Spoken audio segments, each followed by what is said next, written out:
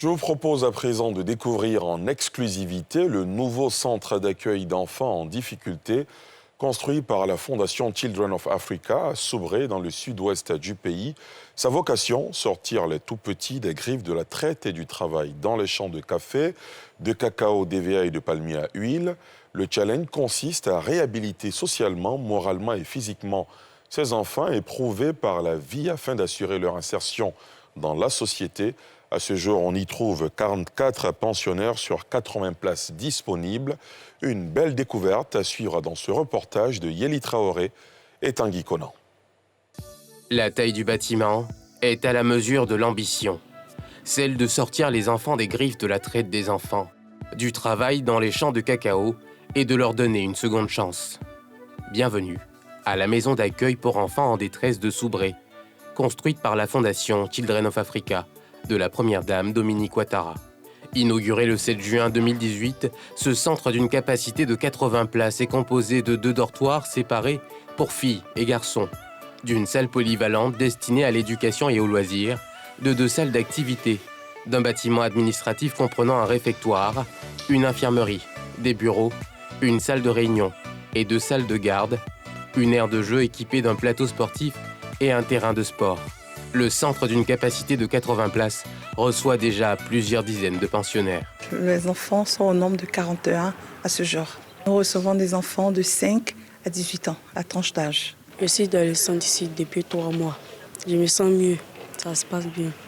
Je me sens à l'aise parce que les indicateurs, ils sont gentils avec moi. Ils ne me frappent pas. Mais les gardiens là, ils sont gentils avec moi. Ceux qui me conseillent, sont gentils avec moi. Les enfants placés dans ce centre de Soubré, au cœur de la région de la Nawa, au sud-ouest de la Côte d'Ivoire, connue pour ses cultures de café, de cacao, d'EVA et de palmier à huile, sont repérés grâce au travail d'une ONG locale, EFRAD. Je fais des tournées de sensibilisation et d'information. Et quand j'arrive là-bas, quand on m'accepte, je leur parle des enfants démunis, les enfants maltraités, traite des enfants, l'exploitation des enfants dans la cacaoculture. Et je leur dis, les enfants n'ont pas leur place au champ, mais les enfants ont leur place à l'école. On dit merci à Dieu parce que la première dame nous a fait un centre d'accueil. Ce centre d'accueil, vraiment, peut vous aider à prendre vos enfants en charge, à protéger vos enfants. Les nouveaux pensionnaires sont pris en charge dès leur arrivée dans les locaux du centre. Tu n'as jamais été à l'école. Jamais. Donc ici, tu vas répondre.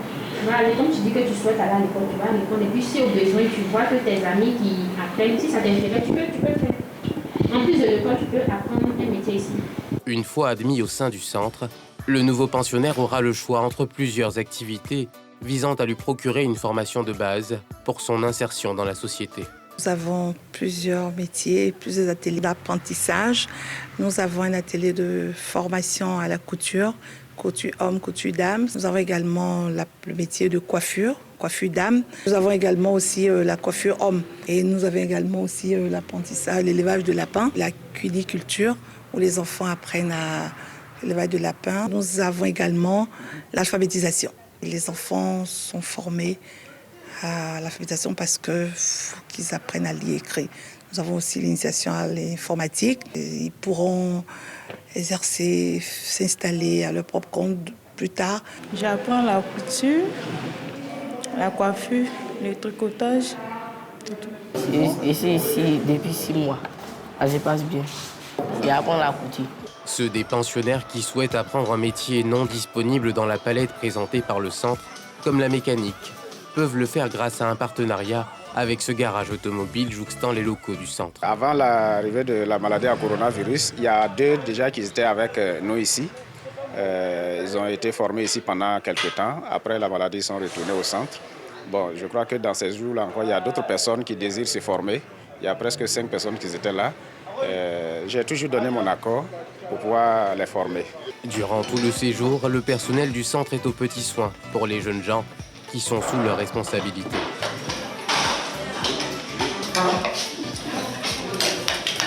S'assurant qu'il ne manque de rien d'essentiel, comme les 3 repas quotidiens.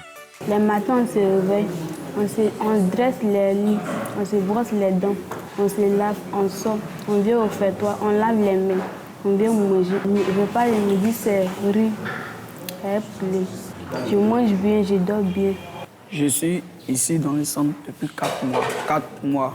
Chaque matin, on a le droit au petit déjeuner. Ce centre de Soubré, avec celui qui sera bientôt inauguré à Ferkessé-Dougou, arrivent à point nommé pour pallier l'absence de centre de transit dédié sur le territoire ivoirien. Ce qui rendait difficile la protection et la resocialisation des enfants victimes de la traite, de l'exploitation et des pires formes de travail. Désormais, ces 2 centres prennent en charge temporairement ces enfants éprouvés par la vie afin de les réhabiliter socialement, moralement, mais aussi physiquement. La fondation Children of Africa a cédé le centre à l'État de Côte d'Ivoire à travers le ministère de la Femme, de la Famille et de l'Enfant.